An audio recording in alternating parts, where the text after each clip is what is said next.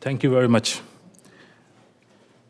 Madam, Honorable Congressman, respected distinguished speakers, and fellow human rights advocates and my colleagues.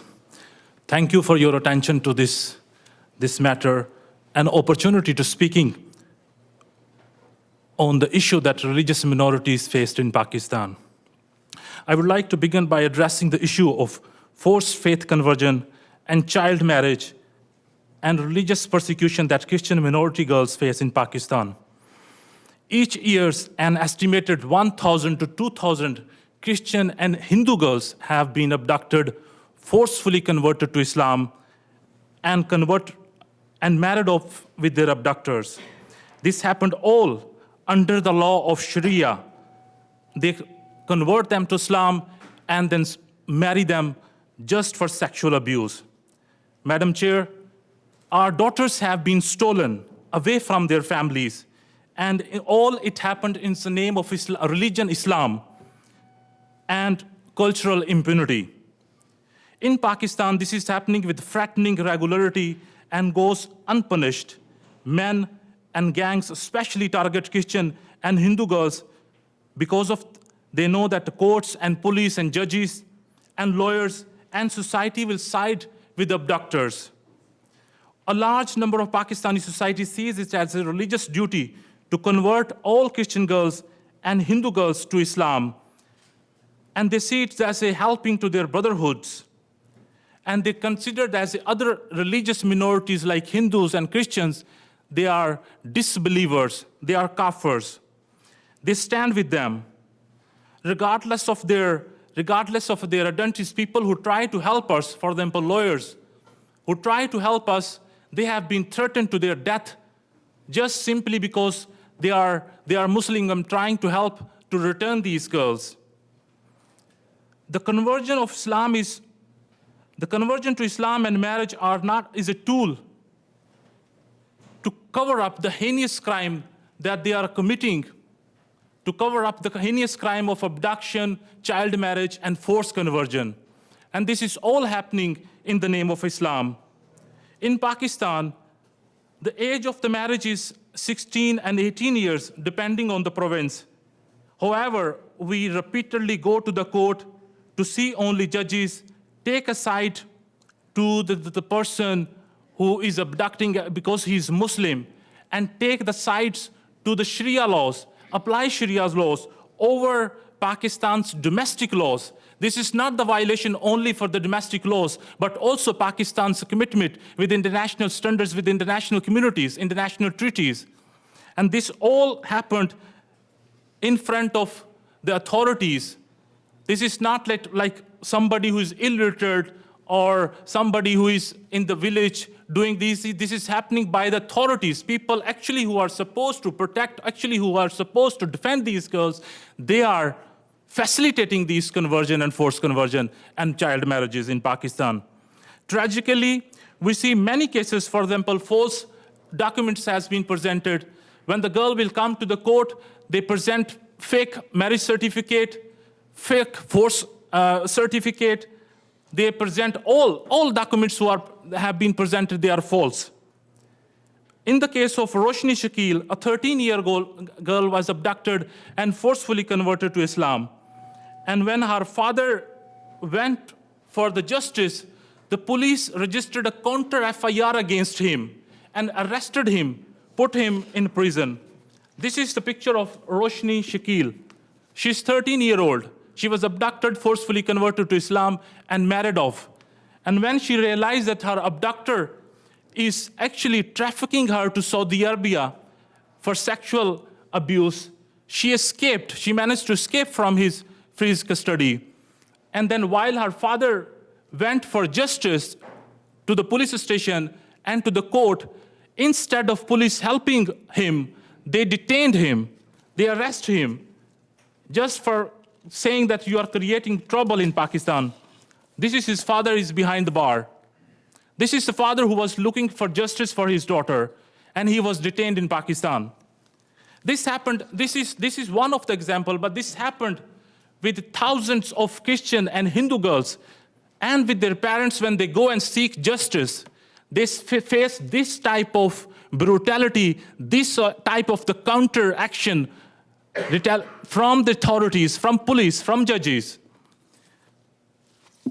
This is not the only case. And the other case I would like to raise is the case of Laiba.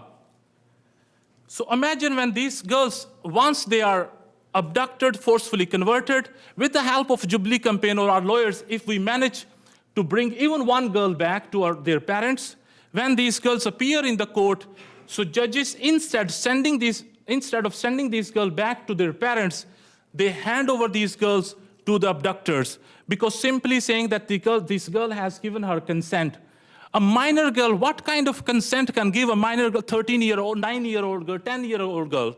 So they accept when a minor girl, 10-year, 9-year, cannot make her ID card, cannot vote, cannot open the bank account, cannot have driving license. How can be the consent of the 9-year-old can be accepted in the court? So this is what is happening in the Pakistani court system. They accept the consent of the 9-year-old girl, and instead of returning this girl to her legal guardian, which are her parents, they send this girl to give this girl back to abductor, or send to the state-run shelter. And these shelters, state-run shelter, we have the example, when we talk about the state-run shelter, one of the girl victim, Laiba, Jubilee campaign was successfully, during the court proceeding, our lawyers were defending her case in the court.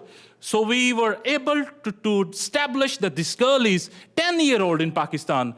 And when we established, the court ordered to the police that this girl should be in the shelter of state-run shelter. And when they sent this girl to the shelter, imagine, because the shelter is run by the Muslim workers, Muslim employees. And during the court proceedings, this shelter sent these girls at nights with her abductors.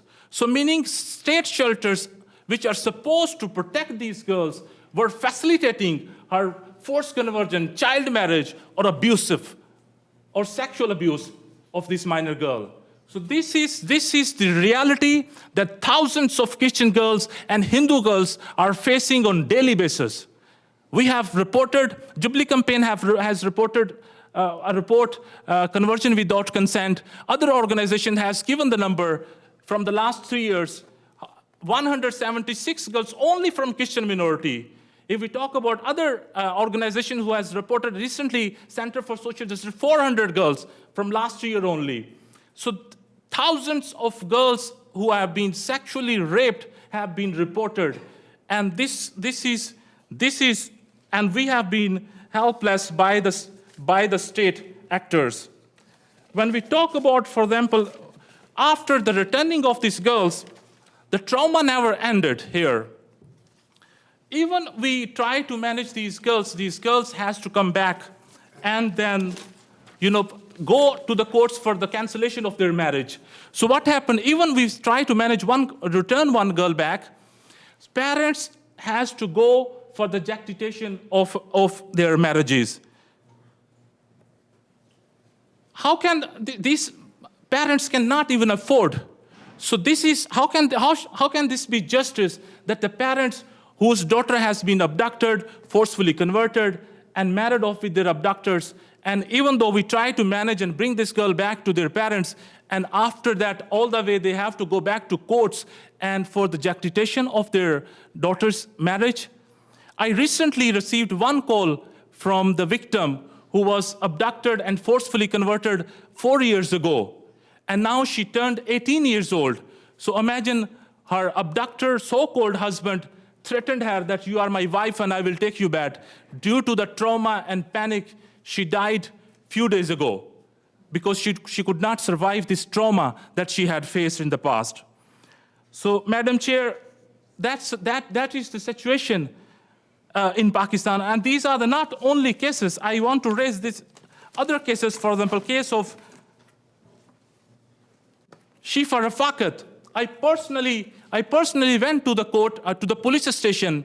When I went to the police station for this case, specifically for Shifa Rafaqat, the police officer authorities told me that inshallah this girl never return to her parents. If God's will, inshallah meaning God's will, was the response of the police, that inshallah this girl will never return to her parents. So police and courts are facilitating these